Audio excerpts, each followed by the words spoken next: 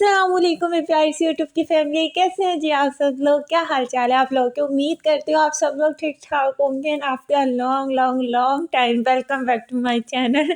4 days बाद जो है मैं वापस आई हूँ और अल्हम्दुलिल्लाह से मैं अब बिल्कुल ठीक हूँ। तबीयत बहुत डाउन हो गई थी मेरी, इस वजह से वीडियो नहीं आ सकी थी, मैं रिप्लाई भी नहीं दे सकी थी जिन जिन ने मुझसे पूछा था, क्योंकि मेरी तबीयत बहुत ख़राब थी, वरना मैं छुट्टियाँ इतनी नहीं मारती होती। लेकिन अब मैं फाइनली 4 डेज़ बाद वापस आ गई हूँ। भूल-शूल तो नहीं गए ना मुझे? याद तो हूँ ना मैं? एक्चुअली इस दफ़ा ना मैं बहुत ज़्यादा बीमार हो गई थी। मुझे एक तो फ़ीवर था 101 पर, और मुझे ना मलेरिया हो गया था और मेरी बॉडी में बिल्कुल भी जान नहीं थी। मैं 2 कदम चलती थी तो मैं नीचे गिर जाती थी। मेरी बहुत हालत ख़राब थी। ये तो अल्हम्दुलिल्लाह कल से मेरी तबीयत बिल्कुल ठीक हो गई, तो कल से फिर मैंने ना उठ के थोड़े बहुत घर के काम किए हैं। उठी बैठी हूँ ताकि ना थोड़ी-सी बॉडी में ना जान आए और थोड़ी अपनी नॉर्मल लाइफ़ की तरफ वापस आऊँ। क्योंकि आपको पता है बेड पे लेटा-लेटा भी ना इंसान और ज़्यादा बीमार हो जाता है। 3-4 दिन ना मैंने बिल्कुल ही रोटी भी नहीं खाई है, चावल भी नहीं खाया, मैं सिर्फ़ कॉफ़ी पीती थी, चाय, उबला हुआ अंडा और सूप और यखनी। इसके अलावा मुझे और कुछ भी अलाउ नहीं था खाने को। मैं बस यही खाती थी, जब भी मुझे भूख लगती थी मैं यही खाती थी। मैं कह रही थी कि अब मैंने इतना सूप पी लिया है, मुझे सूप से नफ़रत हो गई है। अब मैं ज़िंदगी में कभी भी सूप नहीं पीऊँगी। इतना सूप पी चुकी हूँ मैं। तो ये वाली चीज़ें खा-खा के ना मेरा दिल इतना मतला-सा गया था ना, वो मैंने इन 3 दिनों में कोई 17-18 टैबलेट्स खाई हैं। इतनी मैं स्वेर किस्म की बीमार थी, आप यहाँ से अंदाज़ा लगा लें मेरा। जैसे मैंने कहा मैं खुद से जो है चटपटी सी ना एक पुलाव बनाऊँगी अपने लिए ना, और वही सबको खिलाऊँगी, क्योंकि 4 डेज़ से मेरी अम्मी घर का काम कर रही थी, क्योंकि मैं तो बीमार थी। तो इस वजह से ना आज मैंने कहा मैं सबको पुलाव बना के खिलाती हूँ, क्योंकि अब मैं ठीक हूँ। मेरे ना किचन में जाके मैं और ज़्यादा ठीक हो जाती हूँ, क्योंकि मैंने कोई कुकिंग नहीं की। 4 डेज़ सिर्फ बेड पे मैं गुज़ारा, तो अब मैं भी बोर हो गई थी लेटे-लेटे ना। तो मैंने कहा चलो आज मैं थोड़ा-सा ना खाना पका लेती हूँ, थोड़ी ना आउटिंग हो जाएगी मेरी। मेरी आउटिंग ही होती है खाना पका के। मेरे लिए एक शौक है ना, मेरा एक्टिविटी है ये, तो मेरा दिल अच्छा हो जाता है खाना पका के। जिन-जिन लोगों ने मेरी तबीयत का पूछा, बहुत शुक्रिया पूछने के लिए आप सबको, और आप सबकी दुआओं का बहुत शुक्रिया, जिन लोगों ने इतनी दुआएँ की कि आप ही हम दुआ करेंगे आप जल्दी से ठीक हो जाए। अल्हम्दुलिल्लाह से अब मैं बिल्कुल ठीक हूँ। ना मुझे मलेरिया है, ना मुझे फ़ीवर है, कुछ भी नहीं है। मैं बिल्कुल परफ़ेक्ट अल्हम्दुलिल्लाह। मैं अपनी रामलीला आपको सुनाने में लगी हुई, आपका तो हाल मैंने पूछा ही नहीं। आप लोग कैसे हैं? आप लोगों के कैसे दिन चल रहे हैं? और आप लोग भी अपना बहुत सारा ख़्याल रखा करें। मौसम बदल रहा है ना, तो फिर इस मौसम में ना फ़ीवर, गला ख़राब हो जाता है। और ये मैंने ना आज एक न्यू तरीके से पुलाव बनाई थी। न्यू तरीका तो नहीं था, जैसे हम बिरयानी बनाते होते हैं ना, सेम मैंने उसी तरीके से बनाई थी पुलाव। लेकिन ना मैंने जो है राइस बॉयल नहीं किया, इसमें ना पुलाव टाइप पकाया। वरना जैसे मेरी बिरयानी वाली रेसिपी है ना, उसी तरीके से मैंने ये बनाई है। और ये मैंने रेसिपी रिकॉर्ड नहीं की थी, क्योंकि मैं खुद ट्रायल कर रही थी और ये बहुत चटपटी बिल्कुल देगी स्टाइल की बनी थी।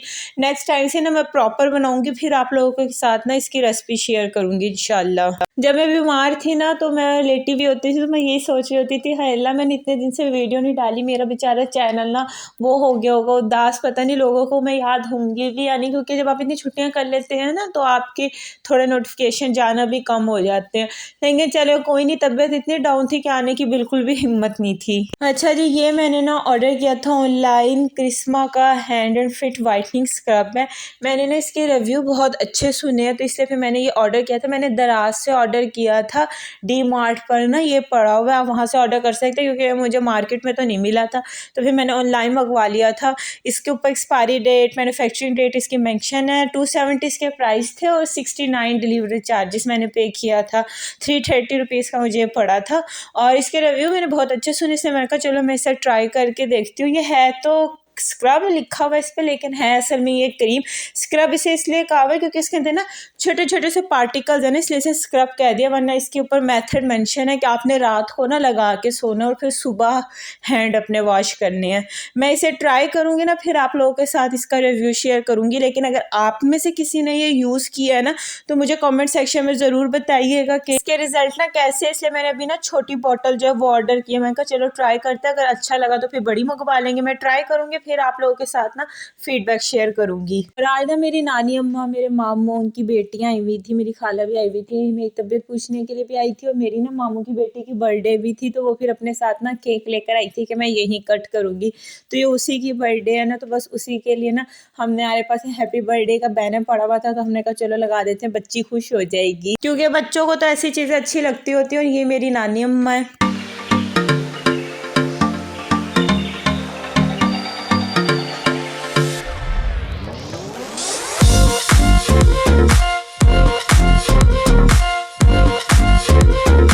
इतने दिन बाद इतनी अच्छी चीज़ें खा के इतना कोई अंदर सुकून मिल रहा है ना, मेरे मैदे को मैं आपको बता नहीं सकती। वरना 4 दिन से सूप यखनी पी पी के मेरे मैदे और ज़ुबान ना दोनों सड़ चुके हैं, बुरी तरह सड़ चुके हैं अभी ये। लेकिन अभी भी ना मुझसे ज़्यादा नहीं खाया जाता। मैं ना ये एक स्लाइस मैंने 3 दफ़ा में खाया है, पूरा मैंने एक दफ़ा नहीं खाया, वरना मैं इतना ज़्यादा केक का स्लाइस खा लेती हूँ, लेकिन अभी मुझसे इतना ज़्यादा ना खाया नहीं जा रहा। ये मेरी नानी अम्मा ने मेरे लिए पंजीरी बनाकर लेकर आई है क्योंकि मैं बीमारी से उठी हूँ, तो उन्हें लगता है मैं बहुत कमज़ोर हो चुकी हूँ। और वैसे भी मेरी नानी माँ को लगता है कि हम जो जनरेशन है फोकस है, हमें बिल्कुल भी ताकत नहीं है, क्योंकि हम बिल्कुल भी ताकत वाली चीज़ें नहीं खाते हैं। तो इसलिए फिर मेरी नानी अम्मा ने जब भी सर्दियाँ आती है ना, वह हर साल ना हमें पंजीरी बनाकर देकर जाती है। वैसे मुझसे खाई नहीं जाती है, लेकिन मेरी अम्मी मुझे ज़बरदस्ती ठुसवाती है तो बस अब मैं कुछ दिन ये पंजीरी खाऊंगी ताकि मेरे अंदर ताकत शाकत आए। वो कहते हैं ना पापा आए द सेलर मैन, जैसे वो पालक खाकर मजबूत हो जाता है ना, मैं पंजीरी खाकर मजबूत हो जाऊंगी। ये रूम के लुक को ना इग्नोर कर दें। आपको पता है सर्दियों में ना ऐसे ही कंबल ऐसे ही बिखरा रहता है बेड के ऊपर ना। और ये मैंने ना बेडशीट उतार दी थी और बेडशीट ना चेंज करनी है, तो मेरी तो हिम्मत नहीं है। अम्मी को मैंने कहा अम्मी ना इसे चेंज कर दे, क्योंकि हम लोग बेडशीट ना सीते हैं मैट्रेस के साथ ना, तो वरना तो मैं सी लेती हूँ, लेकिन अब मेरी हिम्मत नहीं है। तो अम्मी जी है ना, अम्मी को टाइम मिलेगा तो वो फिर मुझे सीख कर देंगी। आज भी सी देंगी रात तक, अम्मी कही थी मैं रात तक सी दूंगी। और उसके बाद जी हम लोग आ गए थे बाहर, क्योंकि मैं काफ़ी टाइम से बाहर नहीं गई थी और मैंने कहा तो चलो बाहर का थोड़ा सा ना राउंड लगा लेते, थोड़ी सी आवारा गर्दी जो है ना वो कराते, थोड़ा सा माहौल चेंज हो जाएगा। ऐसी सड़कें मापने के लिए आ गई हूँ मैं, और कुछ भी नहीं लेना है आज मैंने, बस ऐसी थोड़ी सी आउटिंग के लिए आ गए हैं। आज मैं इतने दिन बाद वॉइस ओवर कर रही हूँ ना, वीडियो बना रही हूँ, तो मुझे ना लगता है मैं वीडियो बनाना ही भूल गई हूँ, क्योंकि इंसान जब इतने बड़े गैप के बाद आता है ना, तो थोड़ा सा रूटीन ना उसकी बिल्कुल चेंज हो जाती है, फिर से वापस उस रूटीन में आने में ना टाइम लगता है। अच्छा, ये शॉप्स देख कर मुझे याद आया कि आप लोगों ने विंटर शॉपिंग कर ली है, कर ही ली होगी विंटर शॉपिंग आप लोगों ने। मैंने तो इस दफ़ा विंटर शॉपिंग की ही नहीं, इसलिए मैंने आप लोगों के साथ शेयर भी नहीं की। मैंने इसलिए नहीं की, आप लोगों को पता ही है कि मैं अपनी शादी के ना फैंसी कपड़े बना रही हूँ, तो मैं जब भी बाजार जाती हूँ ना तो उसी की चीज़ें पूरी करती रहती हूँ। तो इसलिए इस दफ़ा मैंने ना जो है वो बनवाए नहीं है विंटर के कपड़े, क्योंकि अगले साल मैंने होना नहीं है विंटर में, तो मैंने कहा इस दफ़ा मैं पिछले साल वाले पहन लूँगी। बस अब जो है क्या करना बनवा के, क्योंकि मैंने पिछले साल बहुत विंटर के कपड़े बनवाए थे, तो इसलिए फिर मैंने इस दफ़ा मैंने कहा छड्डो क्या करने। सर्दी का बताएं, जहाँ जहाँ आप लोग रहते हैं वहाँ पे क्या हाल है सर्दी का। मुल्तान में तो बहुत सर्दी पड़ रही है, सुबह कड़ाके की धुंध होती है और इतनी सर्दी होती है ना, लग पता जाता है बंदे को। अच्छा, आप लोगों को गर्मियाँ ज़्यादा अच्छी लगती हैं या सर्दियाँ ज़्यादा अच्छी लगती है? मुझे तो गर्मियाँ अच्छी लगती हैं, क्योंकि मुझे बहुत सर्दी लगती है। मैं इतनी आलकस हो जाती हूँ सर्दी में, मेरा बिस्तर छोड़ने को बिल्कुल भी दिल नहीं करता, मुझे नींद भी बहुत आती है, तो वो जितने काम करने होते हैं ना वो भी सारे पेंडिंग हो जाते हैं। तो इसलिए मुझे तो ना ज़्यादा गर्मियाँ अच्छी लगती हैं। और सर्दियों में ना बहुत उदासी सी होती है, अजीब सी वीरानी सी होती है। 8 बजे ऐसा लगता है जैसे ना रात के 2 बज रहे हो, सब अपने गूदड़े में ना घुस के बैठ जाते हैं और कुछ करने को ही नहीं होता है।